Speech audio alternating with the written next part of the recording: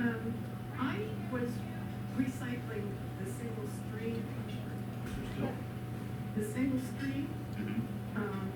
thinking that I was doing a better job of recycling because they took higher numbers like on the plastics and so forth and so on. And then I read and saw an article in a magazine about single stream recycling, and people in China that were living in literally with garbage dumps right up to their doorways. And I was led to believe that the problem with the single stream was that they were, using everything, that there was too much garbage in it, and that therefore they just dumped it over there. So now I've gone back to the, recycling where I can drop it off like at Lewisburg or Lewisburg or wherever. And then I still feel bad because I'm putting in the trash, like the numbers from 2 to 7, and so it's like, I don't know which is really the best way to do it. I guess that's what I'm asking. Well, there's two aspects of the recycling. One is the feel-good aspect, and the other is the environmental and the economic aspects. I don't think you're wasting any of your time by going to the drop-off points and maximizing everything that you can there. If you care that much about it, you'll do a better job of cleaning the material up. You're helping contribute to get a better product to market. The better the product is to market, the lower Lycoming County's operating costs are, the better odds are that they'll find a way to be sustainable.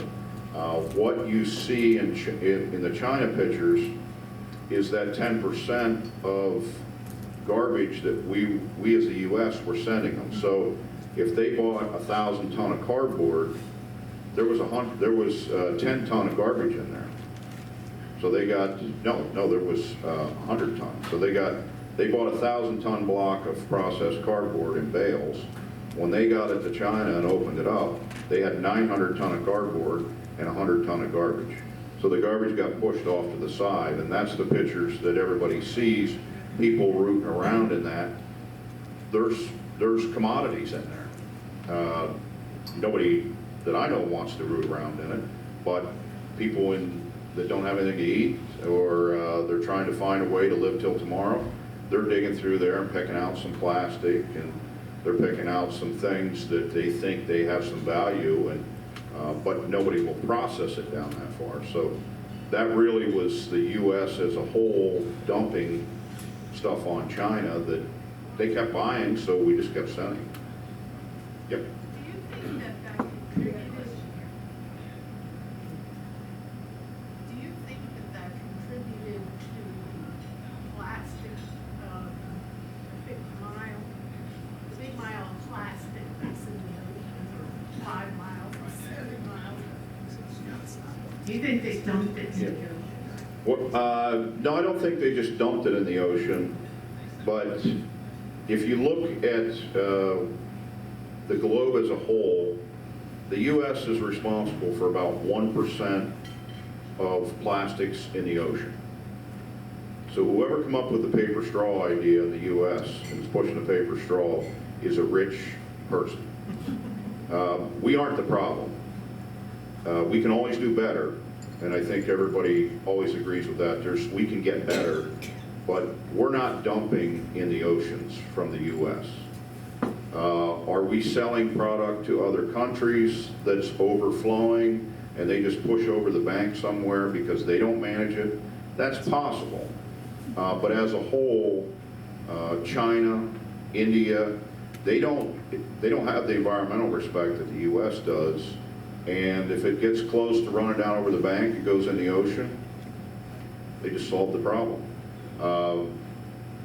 If anybody's been down into Central America, you don't have to get off the beaten path too far. I've been to Costa Rica a few times with a friend of mine, and you get off the beaten path very far, and the dump is the creek. And the creek turns into a river, and the river dumps into the Pacific, and I wouldn't even put my foot in that water, let alone think about raising crops in there or catching a fish out of that. It's the most disgusting thing I've ever seen in my life. But the way they handle their trash there is you throw it over the bank into the creek. So the U.S. has a 1% responsibility for the plastics that are a concern. We can always do better, but at the end of the day, we need some of our neighbors around the globe to become a little more serious about environmental protection. Oh, Jay, great presentation. Mine is about the economics, and if we actually transition to polluting less, so using less plastic or using less that's being recycled. I have a couple of questions. One is, are municipalities under contract, or your municipalities under contract to you, to deliver a certain amount of recycled materials? And they will, because I know that's the way it used to be with garbage.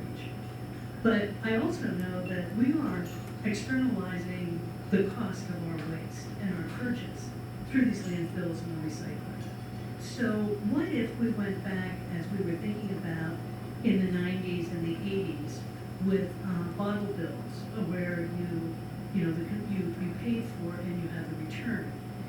Do you see that happening? And if it happened, would that be of economic? Could recycling handle that? Recycling operations handle this issue? Well, the concept that we're dealing with as a society is plastic is so easy and flexible to make anything and cheap that it has taken over every packaging thing that exists. So it's everything we have is wrapped in plastic, it's bubble wrapped, our cups are plastic, our chairs are, everything's become plastic because it's so flexible.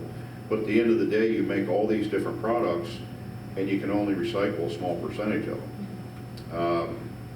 The bottle bill concept keeps getting beat around Harrisburg a lot, but it seems to have very minimal support. And I don't really know what the big influence of that is, whether it's the plastic industry that is pushing that down. Nobody really gets energized about a bottle bill. And maybe part of it is because the plastic things are so minuscule, the weight aspect of them is just so minimal, where a glass bottle, I think most of us in the room that are my age and older remember carrying a case of soda bottles back to the beverage and getting $2, or gathering them up along the road and going and getting a nickel for them, and you were able to go get gum for the day. So life was good. Those bottles weren't smashed. They were sanitized. They were put back into recirculation for the most part. So they were a reused product, where this plastic economy that we've evolved into, the reuse of it is almost non-existent, and it's almost not possible to reuse. So I don't know if that kind of leads, when the questions started asking about bottle bills, if we're going to use plastic, how can you guarantee it's going to get recycled? Most of the products that we all use have to be melted back down and remade into something, so then contamination, nobody wants to have a brown, murky looking glass to drink water out of. They want a clear glass. And when you recycle glass or plastic the first time, there goes the color quality.